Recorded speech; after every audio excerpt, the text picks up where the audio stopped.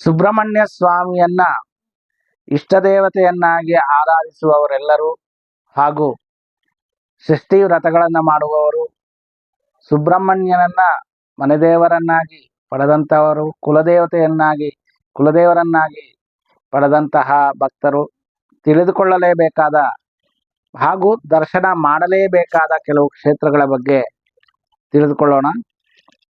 ಅದರಲ್ಲಿ ಪ್ರಮುಖವಾಗಿ ನಾವು ಶಿವಪುರಾಣ, ಸ್ಕಂದ ಪುರಾಣ ಹಾಗೂ ಇತರೆ ಪುರಾಣಗಳಲ್ಲಿ ಸುಬ್ರಹ್ಮಣ್ಯ ಸ್ವಾಮಿ ವಿಶೇಷವಾಗಿ ದಕ್ಷಿಣ ಭಾರತವನ್ನು ಸಂರಕ್ಷಣೆ ಮಾಡುವುದಕ್ಕಾಗಿ ಬಂದಂಥವನು ಅನ್ನೋದು ನಮಗೆ ತಿಳಿದು ಬರುತ್ತೆ.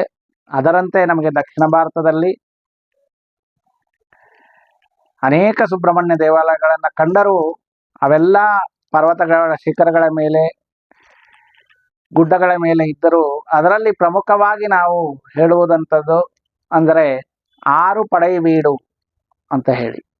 6 ಪಡೈ ವೀಡು ಅಂದರೆ 6 ಪ್ರಮುಖವಾದ ಸೇನಾ ನೆಲೆಗಳು ಅಂತ ಹೇಳ್ಬೋದು. ಪಡೈ ವೀಡು ಅಂದರೆ ಅದು ದ್ರಾವಿಡ ಭಾಷೆ, ತಮಿಳು ಭಾಷೆ. ಅದನ್ನು ಕನ್ನಡದಲ್ಲಿ ಹೇಳಬೇಕಾದ್ರೆ 6 ಸೇನಾ ನೆಲೆಗಳು. ಸುಬ್ರಹ್ಮಣ್ಯ ಸ್ವಾಮಿ ಅಂದ್ರೇನೆ ಆತ ದೇವಸೇನಾಧಿಪತಿ, ದೇವತೆಗಳ ಸಂರಕ್ಷಣೆಗಾಗಿ ಅವತರಿಸಿದ ಅವತಾರ. ಆದ್ದರಿಂದ ಆತ ಒಬ್ಬ ಯೋಧ. ಅವನ ಈ 6 ಪ್ರಮುಖ ಸೇನಾ ನೆಲೆಗಳು ಇಂದು 6 ಪಡೈ ವೀಡುಗಳು ಎಂಬ ಹೆಸರಲ್ಲಿ ಪ್ರಮುಖ ಸುಬ್ರಹ್ಮಣ್ಯ ಕ್ಷೇತ್ರಗಳಾಗಿವೆ. ಅದರಲ್ಲಿ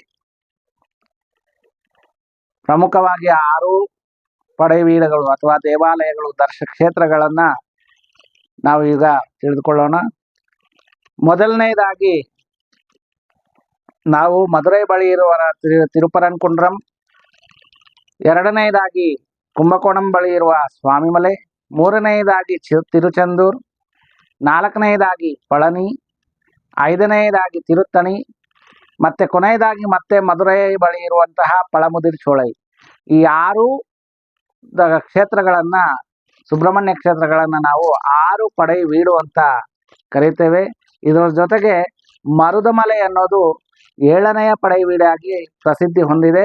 ಹಾಗೂ ಸುಬ್ರಹ್ಮಣ್ಯ ತಪೋಕ್ಷೇತ್ರ ಕುಕ್ಕೆ ಸುಬ್ರಹ್ಮಣ್ಯ ಸಹ ಇದೇ ಸಾಲಿಗೆ ಸೇರುತ್ತೆ.